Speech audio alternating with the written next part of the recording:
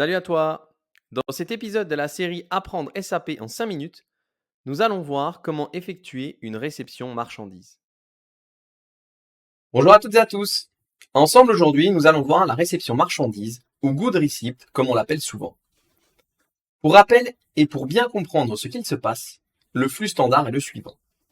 Nous effectuons une commande d'achat de matériel auprès d'un fournisseur à l'aide d'une commande d'achat ou purchase order. Lorsque le matériel est acheté et livré sur place, nous effectuons la réception marchandise liée à cette commande. Ensuite, le matériel devra être placé dans son stock physiquement et informatiquement.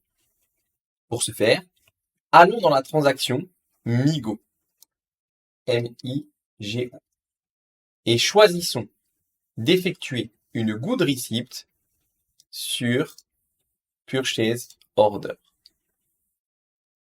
Lorsque la réception marchandise se fait au titre d'une commande, le movement type utilisé par SAP est le movement type 101, comme vous pouvez le voir ici. Il sera alors nécessaire de renseigner le numéro de la commande ici et d'appuyer sur la touche Enter. En appuyant sur la touche Enter, nous pouvons voir alors les informations chargées de la commande. Vous pouvez voir ici le matériel, ici sa description, la quantité de pièces que nous voulons recevoir, le storage location dans lequel il va se rendre, le profit center, etc., etc. Vous avez beaucoup d'informations qu'on retrouve également en bas ici, au niveau de l'item. Ici, nous voyons le matériel, son numéro SAP. Au niveau des quantités ici, vous avez la quantité qui va être délivrée sur place. Ensuite, le where, vous pouvez retrouver le movement type, ainsi que la storage location dans laquelle il va se rendre, et le plant. Donc ici, 1210 et 121S, ce sont les noms particuliers dans SAP, et ici, ce sont leurs descriptions. Enfin, vous avez également des informations sur la commande d'achat directement, donc son numéro et sa position. Vous avez également ici des informations sur le vendeur, son numéro, et enfin l'account assignment ici qui est le profit center, donc tout ce qui est information, coûts, etc. Une fois que vous avez toutes ces informations-là, le plus important est de cliquer sur Item OK pour dire « D'accord, je valide que cet item, je veux bien le recevoir et le mettre en stock ». Avant d'effectuer cette good receipt, je pense qu'il est important d'abord d'aller voir l'état du stock pour que vous compreniez ce qu'il se passe dans SAP. Hello, je me permets de t'interrompre 5 secondes. Si tu es intéressé par notre contenu, n'oublie pas de liker cette vidéo, de t'abonner et activer la cloche afin d'être averti à chaque fois que nous allons publier une nouvelle vidéo formation sur SAP. Merci beaucoup du soutien et surtout, bon visionnage. Alors ici, j'ai ouvert deux fenêtres différentes. La première ici que vous voyez à gauche concerne la transaction MD04 pour voir ce qu'il se passe au niveau Inventory Management. Et à droite, j'ai ouvert la transaction LS24 pour qu'on voit ce qu'il se passe dans le warehouse. Donc ici, la première chose à faire, renseigner le matériel pour lequel vous voulez regarder les informations, ainsi que le plant. Nous appuyons sur Enter. Et vous pouvez voir ici la quantité disponible, 104.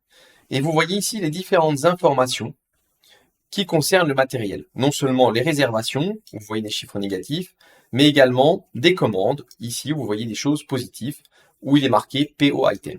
Ici, celle qui nous concerne est la PO item, celle-ci, avec le numéro de commande que vous retrouvez là, la position, la quantité, et enfin ici, le storage location. Donc on peut voir ici que nous en avons 104 et que nous allons en récupérer 10 de plus qui concernent cette ligne. Vous pouvez voir ici à droite la transaction LS24 et nous allons voir au niveau du warehouse ce qu'il se passe. Nous renseignons le warehouse et le matériel. Nous voyons alors ici dans la vue warehouse le matériel que l'on retrouve ici, ces différents storage types, et pour chacune de ces storage types, l'emplacement ainsi que les quantités qui y sont disponibles.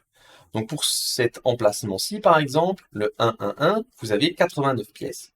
Vous avez une pièce ici qui est en train d'être consommée sortie, 10 pièces ici qui devraient arriver avec une PO, celle-ci, la 607, mais ce n'est pas la nôtre. Et enfin ici, 6 pièces à cet emplacement-ci. Rendons-nous dans notre MIGO et ici, nous allons maintenant appuyer sur le bouton Poste pour effectuer la réception marchandise. En appuyant sur le bouton poste, vous effectuez les actions pour faire la good receipt. Et lorsque c'est terminé, SAP va vous mettre un message vous indiquant que vous avez effectué ici la réception marchandise et va générer un material document. Nous pouvons alors retourner voir ici nos deux différentes transactions. Revenons en arrière et régénérons ici les deux actions.